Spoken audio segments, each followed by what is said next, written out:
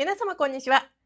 今日はちょっと軽いテーマなんですけれども、松ヤニについてお話ししたいと思います。よくどんな松ヤニを使ってらっしゃいますかと聞かれることがあるんですけれども、実はそんなに細かくいろいろ比較して選んだわけではないので、今日は私がこれまで使ってきた松ヤニや今使っているものをご紹介できたらと思います。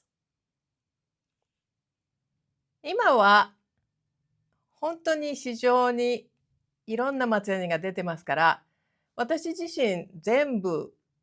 比較して詳しく調べたわけではないんですけども、今日は私が今まで使っていたもの、それから使っているものを2、3ご紹介したいと思います。まずこのカプランの松ヤニのお見せします。これは多分もう売ってないと思います。私が小さい時からアメリカに来るまで10ぐらいからもう7年ぐらい使っていた松ヤニですけど、今はもう売ってないと思います。カプランという会社はギターの会社が吸収して、前はアーセンなんかでもとても良かったんですけど、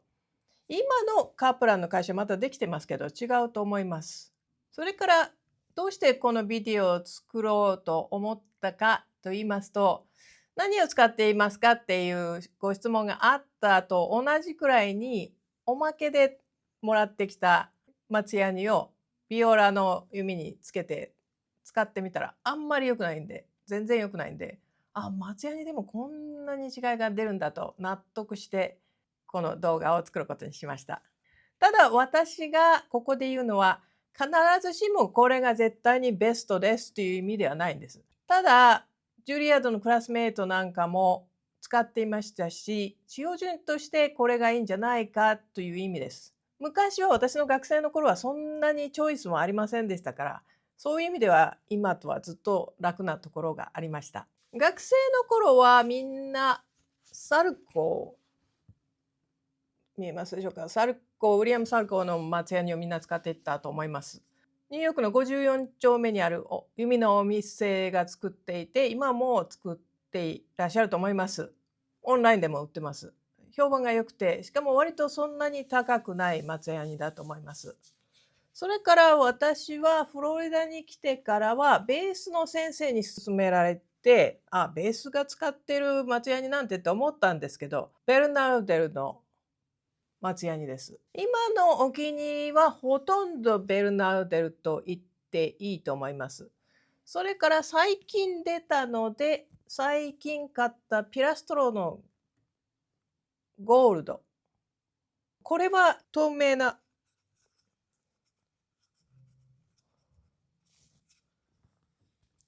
あれです。これはベルナルデルのあれですけど、もうすり減っちゃって、もうあれですけど、全然余談ですけども、こう溝がついちゃってる人いますけど、なるべくこう均等につけていただいたらいいと思います。これがベルナルデルの中です。それからサルコーはダークの松ヤニです。これはあんまり綺麗に使ってませんね。ただやはりベルデルドルの方がベースの先生が推薦なさっただけあって、随分こうしっかり弓の毛をつかむような感じがします。それから他に今ちょっと手元に持ってこなかったんですけど、学校に。日本の陳さんが作っていらっしゃる松屋にもまあまあだったと思います。それからこれはマイアミに住んでる弓の方のダクーニャさんという人が作った。これは名前が入ってませんけれども、これもダークの松ヤニです。まあ本当はフロリダみたいに暖かいところはあんまりダークでない方がいいような気がします。ちょっと透明の薄いこういう感じの色の方がいいと思います。ただ松ヤニを比べるのは、その一旦全部落として比べなきゃいけないので、ちょっと大変なところがあると思います。今はとってもファンシーですごい高い松ヤニがいろいろ出ていますけれども、これから始める方、それから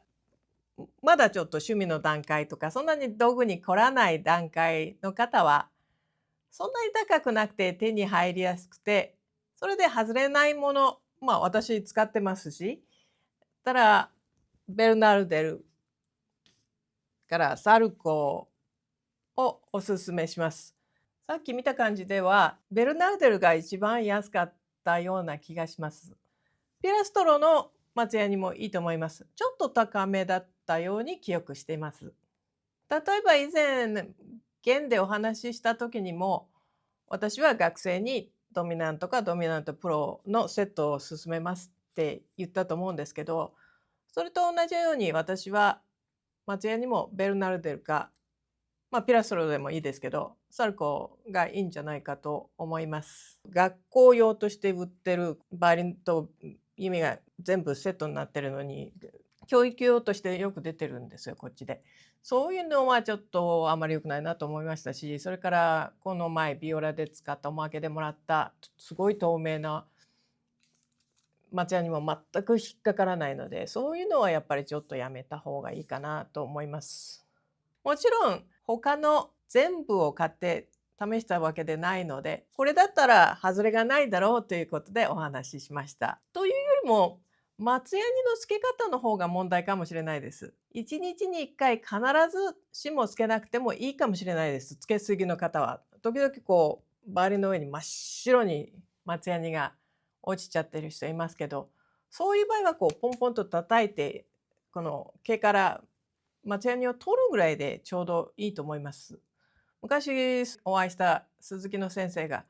2、3時間ごとに必ずつけるようにって子供に教えてて、と思って、ちょっとびっくりしましたけど、そんなこと言う方はあんまりいらっしゃらないと思います。1日の練習の初めにちょっとつけるとかいうのが普通だと思います。私はあんまりそんなにつける方ではないと思います。だから2日3日つけてない時もあります。前にもお話ししましたけれども、7月の5日に東京でリサイタルをします。詳細は